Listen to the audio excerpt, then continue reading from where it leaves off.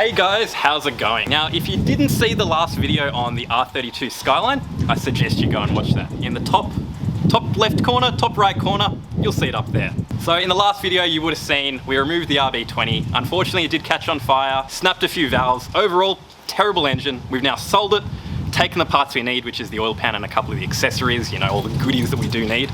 And we're getting the RB25 ready for the engine bay.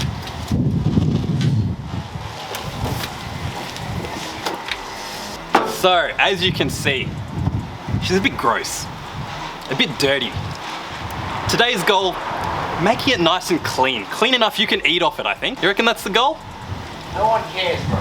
I care. I want to eat an egg off this No one cares about eating egg off it, dude. Tell them. Bro, stop the video. It's like this camera, like, you just can't talk to this camera. Go on, jump. This unco, fuck.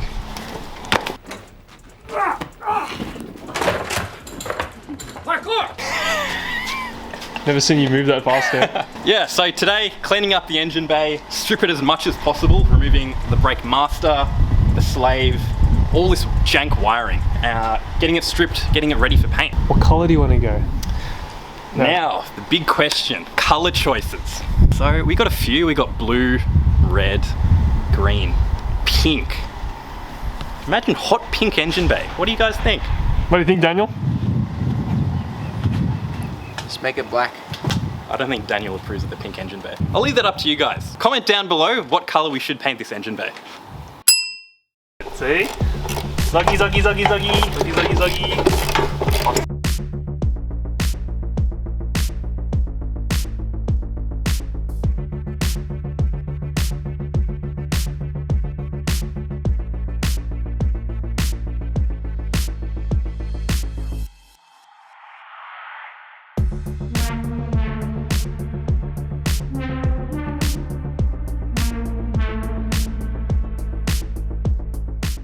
We've made some great progress so far. The entire front end is stripped. Now I'm up to a bit of a tricky point with this fuse box. Turns out this entire body loom is actually in mint condition after the fire, which is great news as it was one of my biggest concerns. We now got to fit that entire body loom through the size of about a fist. So so that entire fuse box needs to fit through this tiny hole. I don't know how I'm going to do it, but let's see. Okay, beep. I don't know if I'm recording or not. We're recording right now.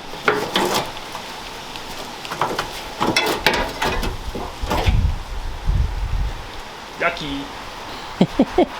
It's been about an hour now of Rex, Daniel and I slaving away at the engine bay, and yeah, there's some bad news. A lot of 10mm bolts are snapped. Dude, this thing is banky AF. This thing's cooked. There's so much rust on it. Oh yeah. So we found a couple of rust holes, which is a bit concerning. So it's heading towards a track car at this point, unless a miracle happens. But the saving grace is we do have a welder, so we may be able to pull it back. Also, another thing is everything is brittle, broken, rusted, simply because of the age of the car. It is a 1989 vehicle, so the car is 23 years old now. It's showing its age. There's fluid everywhere. There's bird poo, rat poo. There's dinosaur poo most likely.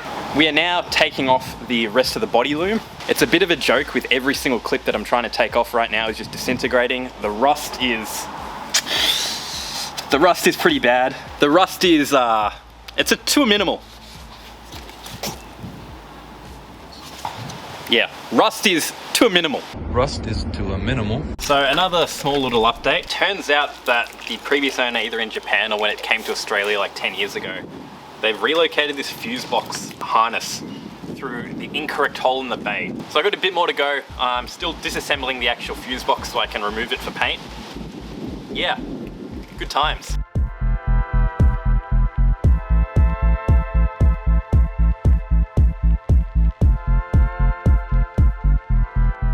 The next day.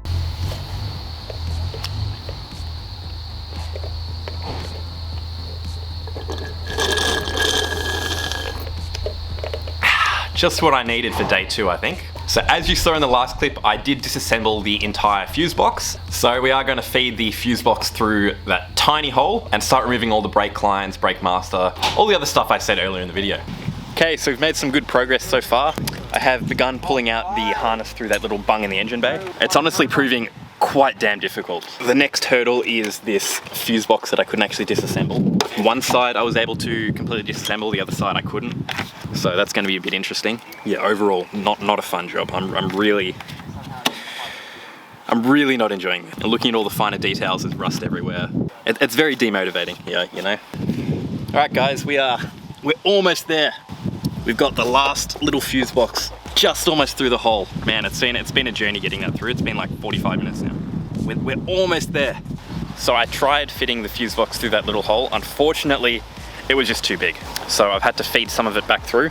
And we've now started the very painful journey of de-pinning the fuse box, which was the main thing I was trying to avoid. As yeah, you got to organize the wires, you got to make sure they go back in the right spot, and you don't mix anything up, otherwise you cause some major issues down the road. Going to spend the next like probably 45 minutes to an hour de-pinning the fuse box. I've taken out the white locking clip, which took a bit of time trying not to break any of the clips.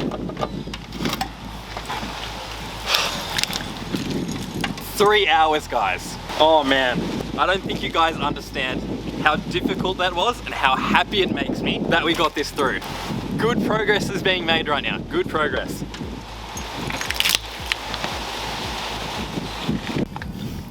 So we did tackle the hardest part of this job of stripping the engine bay, which was completely disassembling the fuse box, which I'm very happy to say is now complete. The next item on the list is removing all the brake lines. So as you can see, all of these lines here do need to be removed. I then need to tackle this Hikus pump. So I have been looking into the deletion of Hikus, as I've been told it's not great for drift applications or just generally driving, as they just break, or if they're not broken, they're going to be on their way out. And in my case, I've got rust everywhere. Chances are the Hikus is not going to be working. So I do need to figure out how to delete that, whether that is in this video or the next one. Most likely going to be in the next one, because you do need a locking bar for the rear, and I believe you do need to open up the power steering pump and remove a few fins so you don't blow the pump immediately. The first hardline has been removed. We've got a couple more to go. It's going to be a very, very messy job, I think, because the reservoir is completely full. Another piece to the puzzle.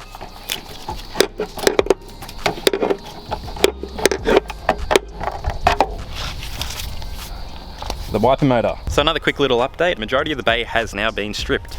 All that's left is this big booster, I believe it's called, and the master. So both of those things need to be removed from inside the cabin, so I'll get under there now and do that.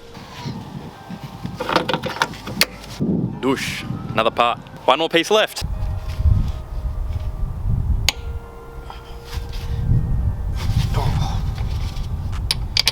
Bruh, she was a bit tight.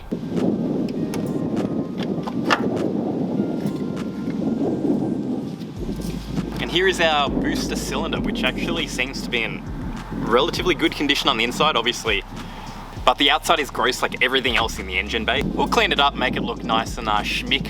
And now onto the booster, which is attached to the brake pedal on the inside, which is, from the videos that I've watched online, a bit of a pain. I thought I'd just show you guys the space that I'm working with to get this booster off. You gotta break your arm in 3 positions, bend your fingers in another 4. It's actually pretty damn difficult.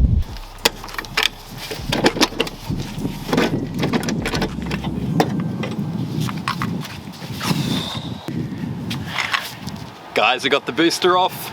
Success!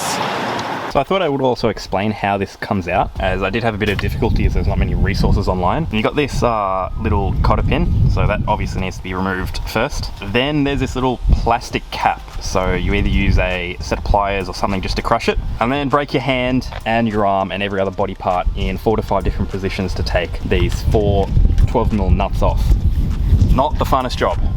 Okay, so this is probably where we're going to call it now. It's been about 3 days worth of work to strip the bay to the condition that it's in now. I've already started taping up a few of the holes, as you can see just over there.